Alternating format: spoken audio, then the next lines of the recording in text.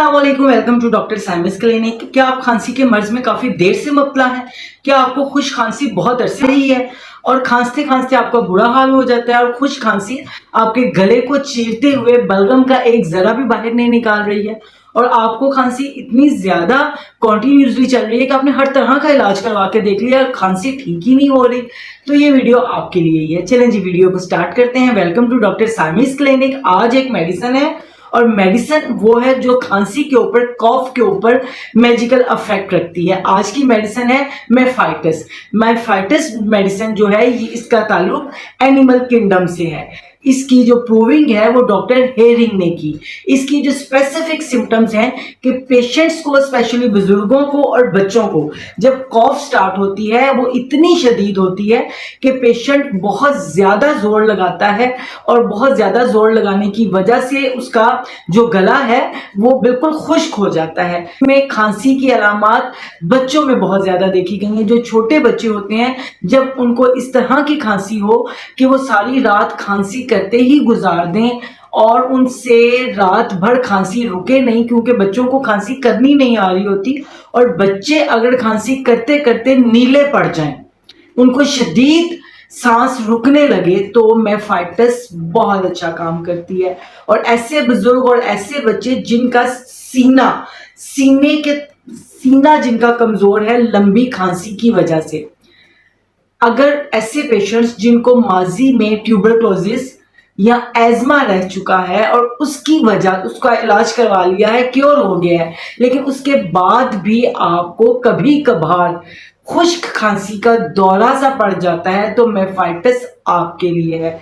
ऐसे केस में बहुत अच्छा अफेक्ट करती है।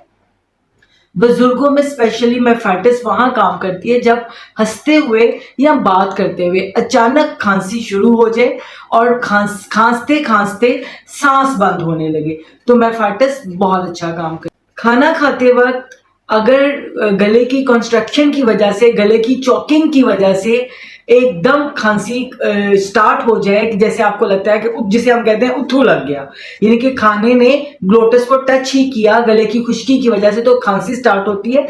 ऐसी स्टार्ट होती है कि वो ठीक होने का नाम नहीं लेती।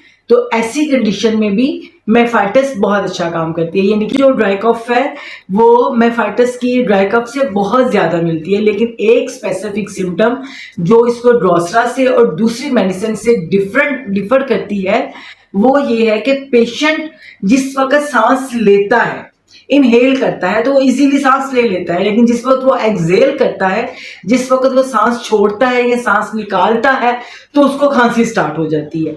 ये सिम्टम के पेशेंट का इनहेल करना आसान है और एक्सहेल करने पे उसको खांसी स्टार्ट हो जाती है। ये जो सिम्टम है ये इसको दूसरी मेडिसिन से डिफरेंट करती है। एक और सिम्टम है कि मेफाइटिस का पेशेंट को नहाने की बड़ी ख्वाहिश होती है। मेफाइटिस का पेशेंट चाहता है कि उसको ठंडे पानी से नहलाया जाए। ठंडे पानी से नहाना उसको पसंद होता है। हम का जिक्र कर लेते हैं कि मेंटल सिम्टम ये होती है कि पेशेंट को यही लगता है कि अब ये जो खांसी शुरू हुई है ये कभी ठीक होने वाली नहीं है और मैं खांसते खांसते ही मर जाऊंगा।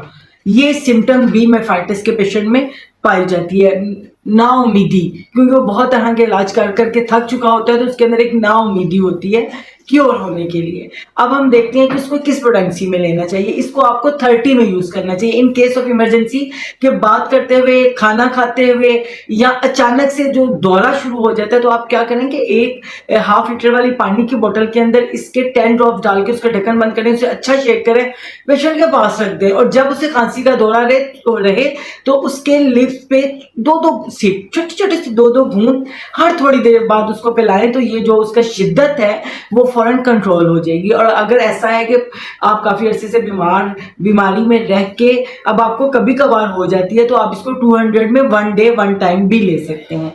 तो 30 में इसका इफेक्ट बहुत अच्छा देखने को मिलेगा। आई होप सो कि ये इन्फॉर्मेशन आपके लिए बहुत बेनिफिशियल होगी।